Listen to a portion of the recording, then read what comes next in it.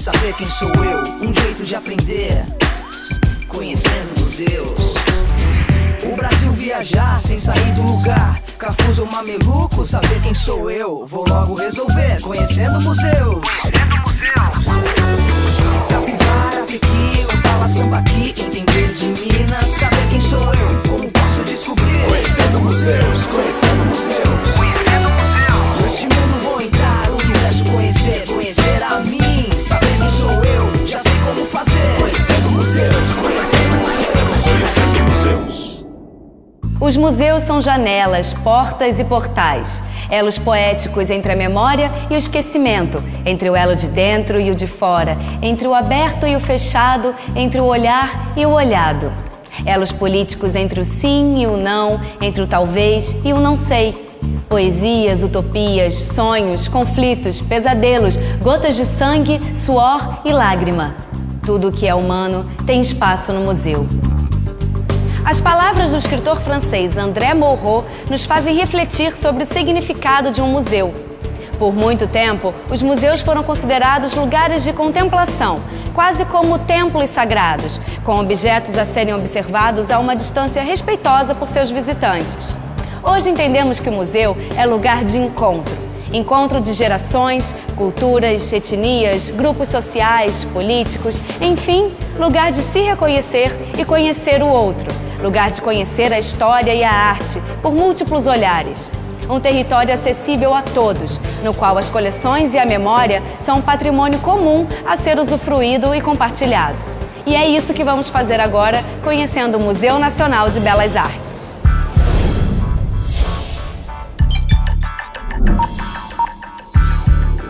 Museu Nacional de Belas Artes.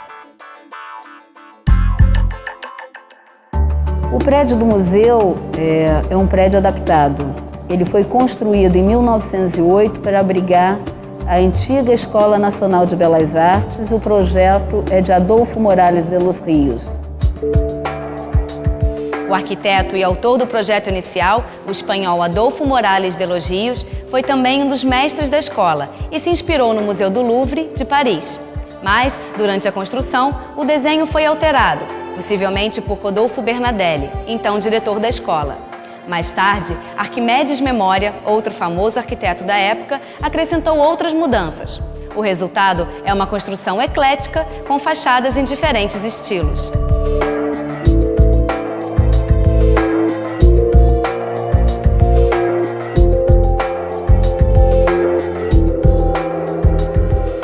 A fachada principal, na Avenida Rio Branco, é inspirada na Renascença francesa, com frontões, colunatas e relevos em terracota, representando as grandes civilizações da antiguidade, além de medalhões pintados por Henrique Bernadelli, com retratos dos integrantes da missão francesa e outros artistas brasileiros. As laterais são mais simples e fazem referência à Renascença italiana. Possuem mosaicos parisienses com figuras de arquitetos, pintores e teóricos da arte, como Vasari, Vitrúvio e Da Vinci. A fachada posterior é um exemplo mais puro e austero do neoclassicismo, com relevos ornamentais de Edward Cadwell Spruce. Na decoração interna foram usados materiais nobres, como mármores e mosaicos, estuques, cristais e cerâmicas francesas. O edifício foi tombado pelo IPHAN em 24 de maio de 1973. Aqui, tudo é superlativo. O prédio possui mais de 6.700 metros quadrados de área de exposição. Tem quase 1.800 metros quadrados para reserva técnica. E ainda conta com um departamento de conservação e restauração, laboratórios para trabalhos de pintura e papel,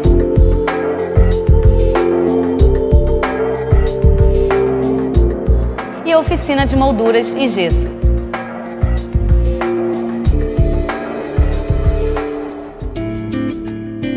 A biblioteca, especializada em artes plásticas dos séculos XIX e XX, reúne obras raras e coleções de periódicos, monografias e catálogos de exposições. Há também documentos e fotografias que registram a história da instituição desde a Academia Imperial de Belas Artes, incluindo acervos pessoais de alguns artistas.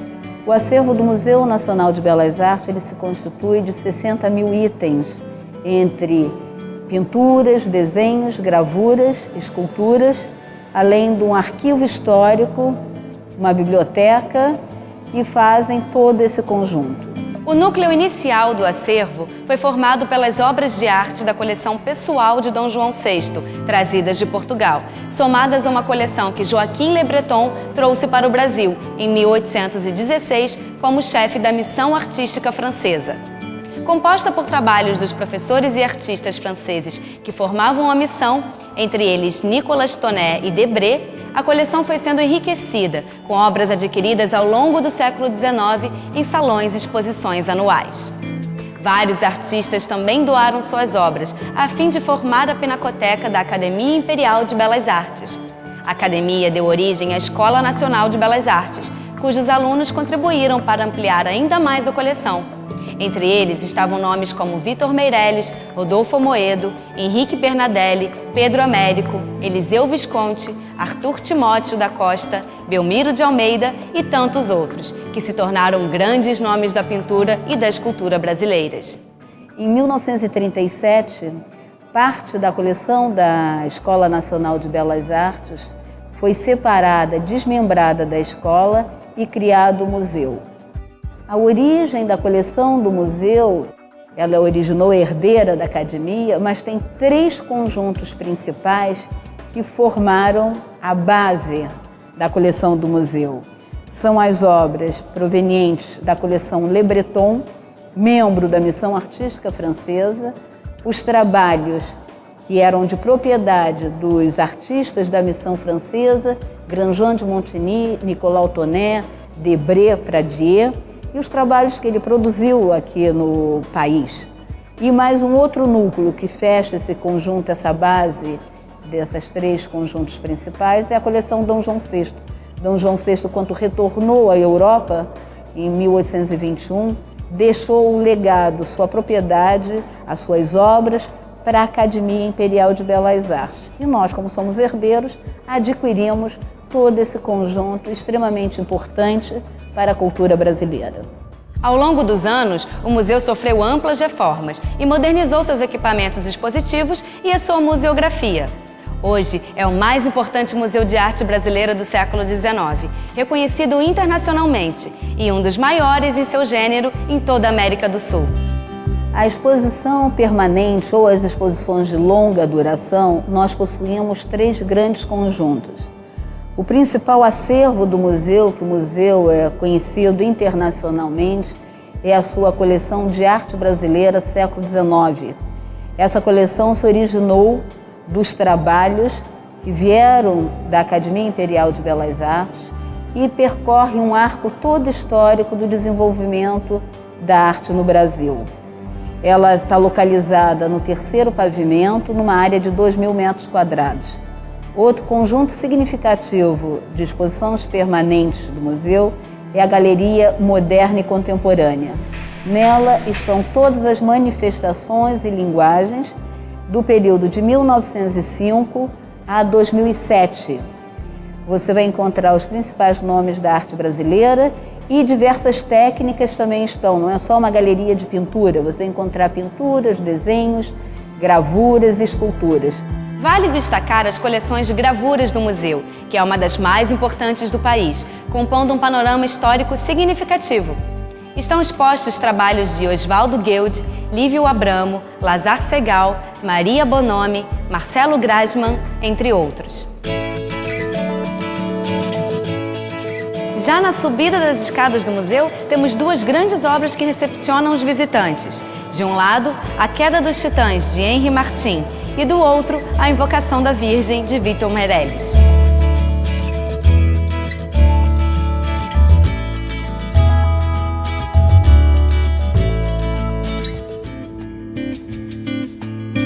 O museu possui 2 galerias, conhecidas como galerias de moldagem.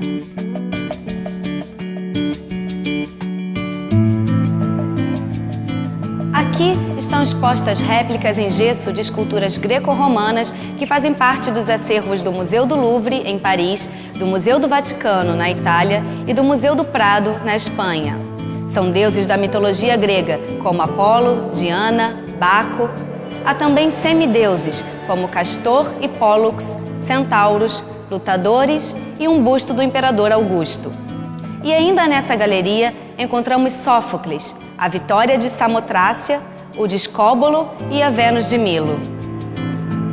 Essas galerias são usadas desde o tempo da Escola de Belas Artes pelos alunos para praticar desenho de observação. A claraboia oferece a iluminação ideal para isso. Nesse outro espaço estão expostas gigantescas pinturas a óleo. São retratos de Dom Pedro I, pintado por Pedro Américo, e Dom Pedro II, pintado por Antônio Araújo de Souza Lobo. E também cenas do descobrimento do Brasil e paisagens pintadas por Félix Émile Tonnet e Nicola Facchinetti. É uma sala usada para eventos especiais aqui no museu.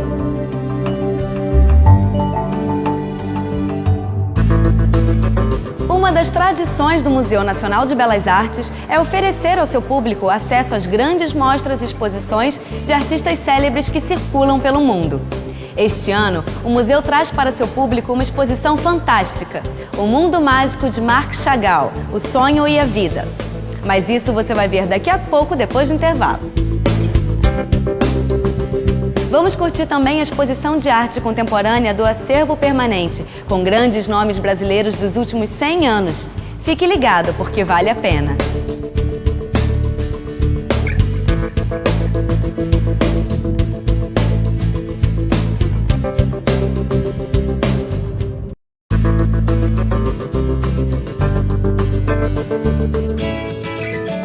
Vamos recomeçar nossa visita pela exposição de obras que fazem parte do acervo permanente do Museu Nacional de Belas Artes.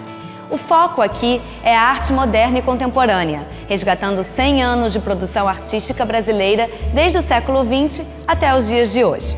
O século XX apresenta mais do que variedade de estilos. Nesse período, os artistas produziam pinturas não somente com materiais tradicionais, como óleo sobre tela, mas também com qualquer material que estivesse disponível. Essa inovação levou a criações ainda mais radicais, como a arte conceitual e a arte performática. A definição de arte passou a incluir, além de objetos palpáveis, ideias e ações. A participação do espectador, a capacidade comunicativa, a experimentação, a execução despojada e a afirmação da liberdade individual são algumas das suas características. Devido a essa diversidade, é difícil definir a arte contemporânea. O melhor a fazer é nos expor a ela e deixar fluir a infinidade de sensações, emoções e reflexões que ela nos provoca.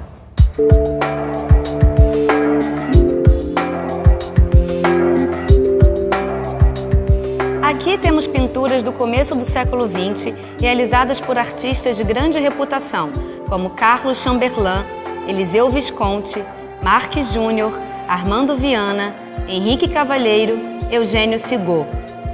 Vários destaques estão nessa ala.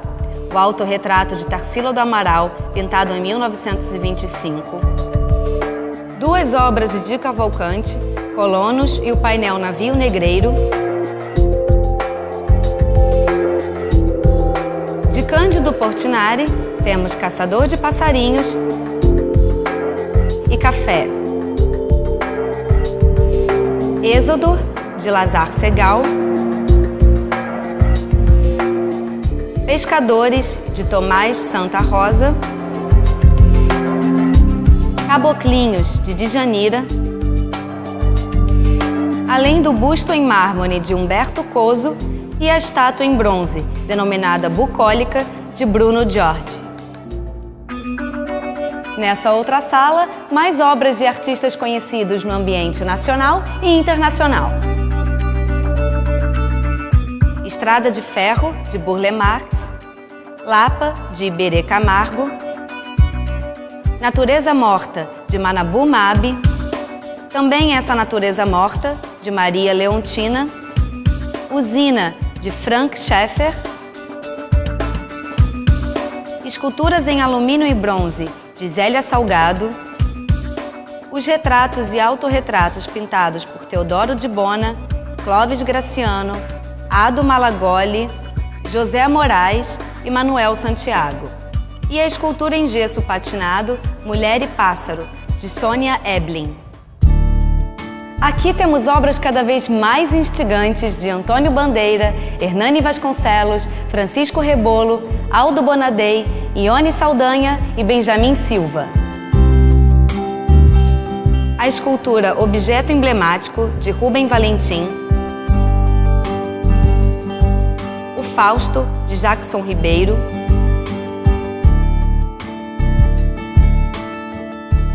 E ainda obras de Berê Camargo, Ivalde Granato, Ivan Serpa, Alfredo Volpe e Arcângelo Ianelli. Oswaldo Gueldi e suas xilogravuras, feitas a partir de matrizes de madeira reciclada de demolição. Obras em água tinta e água forte aquarelada, de Carlos Oswald, com paisagens do Rio e de figuras femininas. Nesse espaço temos trabalhos que utilizam outros tipos de materiais e técnicas, como desenhos a carvão, nanquim e xilogravuras. La Television, em que Rubens Gershman utiliza de técnica mista em madeira pintada. Rainha, de Ciron Franco. Tríptico, de João Câmara. E São Sebastião, de Glauco Rodrigues. Subindo mais um pouco, vamos encontrar esculturas e instalações divertidas e provocadoras. 38 Abrigo Orgásmico, de Franklin Cassaro. Essa obra em têmpera sobre madeira, de Gonçalo Ivo. Objetos de Helena Fredi, Ana Maria Maiolino. Ordinário Marche, de Maurício Salgueiro. Obras de Walter Goldfarb, Leonilson, Sérgio Fingerman e Wanda Pimentel. Águas Fortes, de Cris Rocha. Nômade, objeto de tecido e espuma, de Mônica Barqui. Serigrafias, de Beatriz Milhazes e Iole de Freitas. Fotogravuras, de Teresa Miranda. Pindorama, no qual Wilton Berredo usa técnica mista com tinta e EVA. Essa poltrona estampada com uma notícia de jornal bizarra, de Alex Fleming. A escultura Cavalo Luz, de Maurício Bentes, é um dos destaques. Temos ainda O Avô, de Farnese de Andrade. Esculturas de ferro, de Arthur Lescher e Augustus Almeida. Obras de Raimundo Colares, Jorge Duarte. Noturno, de Ana Horta. Escultura Apabata, de Emanuel Araújo. E a Figura Negra, de Francisco Beltrão. A função de um museu contemporâneo não é apresentar a história da arte, mas histórias da arte. O objetivo não é dar ao visitante o esperado, e sim surpreendê-lo, possibilitando que ele amplie seus conhecimentos, apure o senso crítico e ultrapasse fronteiras.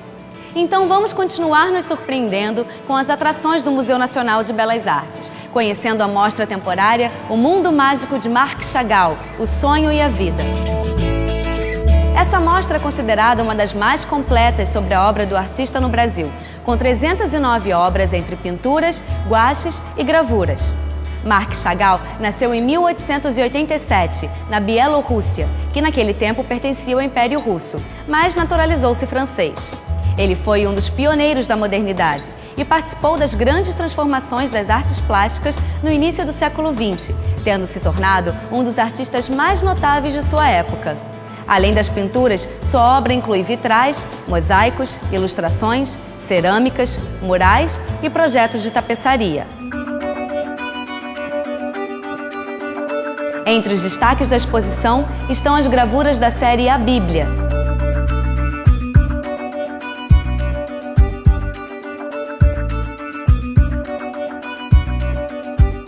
Daphne e Chloé.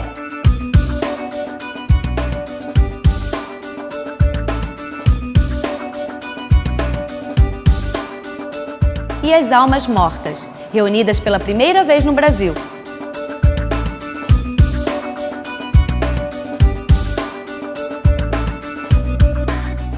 Merecem atenção especial também as pinturas Vilarejo com Cavalo Verde ou Visão sob a Lua Negra e Os Noivos com Trenó e Galo Vermelho, que fizeram de Marc Chagall um dos maiores pintores do século XX. Para ajudar o público a usufruir melhor de tudo isso, o Museu Nacional de Belas Artes organiza várias ações educacionais para proporcionar maior divulgação e entendimento do patrimônio cultural brasileiro. Paralelo às exposições, nós fazemos seminários, cursos para criar um diálogo, uma dinâmica e atividades educativas, né? Não só para alunos, crianças, como universitários, pesquisadores, para portadores de necessidades especiais também. A área educativa possui um programa especial. A seção educativa ela atua na interface entre os diversos segmentos da sociedade organizada e o acervo do museu, tanto as exposições temporárias quanto as exposições permanentes. Temos vários projetos, como projeto de mediação, de recepção de estudantes, grupos da terceira idade. A partir de 2007 para cá, nós começamos a produção de materiais didáticos para a recepção de cegos e pessoas de baixa visão. Temos um outro projeto também, que é o Arte em Diálogo, que é justamente a discussão, né, da arte contemporânea pelo autor da obra que está em exposição na nossa Galeria de Arte Permanente, a Galeria de Arte Moderna e Contemporânea. A cada quarta-feira, primeira quarta-feira do mês, um artista contemporâneo que esteja presente na nossa coleção, ele apresenta uma fala falando do seu projeto, da sua produção, como iniciou e como ele trabalha, e com perguntas e respostas, e depois fazemos uma visita à Galeria Moderna e Contemporânea. Todo esse trabalho é filmado, documentado e vira uma pequena publicação em papel reciclado para criar essa fruição e a divulgação mais rápida e imediata ao público. Para que serve a arte? Alguns dizem que é como um espelho que mostra o nosso mundo interior. Outros que é uma distração necessária ou maneiras de traduzir e interpretar o mundo que nos cerca. O certo é que em um mundo sem arte seria muito mais difícil de se viver. A arte nos transporta a outros universos, internos ou externos. Instrui, traz conhecimentos e alimenta nossas almas. Estimula-nos a encontrar novos olhares sobre o mundo e sobre nós mesmos. E é por isso que a série Conhecendo Museus vai continuar levando você para maravilhosas viagens pela arte e pela cultura. Eu vejo você nos próximos programas. Até lá!